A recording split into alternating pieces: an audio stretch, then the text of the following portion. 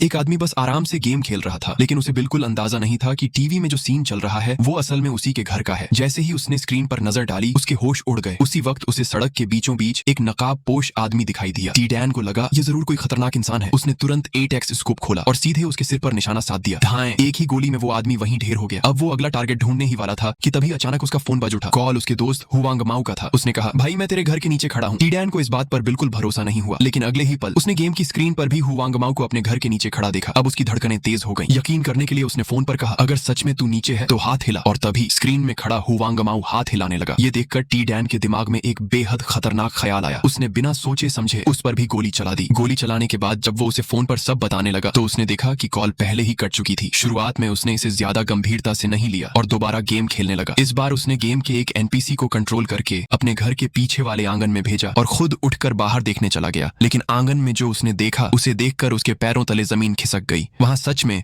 वही एनपीसी खड़ा था। अब टी डैन पूरी तरह हक्का बक्का रह गया था। फिर भी उसने खुद को समझाया, ये बस एक गेम है। लेकिन असली डर तो अभी बाकी था। उसने एनपीसी को कंट्रोल करके अपने कमरे के अंदर बुलाया और कुछ ही सेकंड बाद वो एनपीसी सच में उसके कमरे के अंदर आ गया। अब टी डैन के हाथ कांपने लगे। सच जानने के लिए उसने गेम में खुद पर निशाना लगाया और स्क्रीन पर एनपीसी की बंदूक भी उसी की तरफ घूम गई। अब सवाल सिर्फ एक था, क्या ये सच में सिर्फ एक गेम था या फिर मौत उसके बिल्कुल सामने खड़ी थी।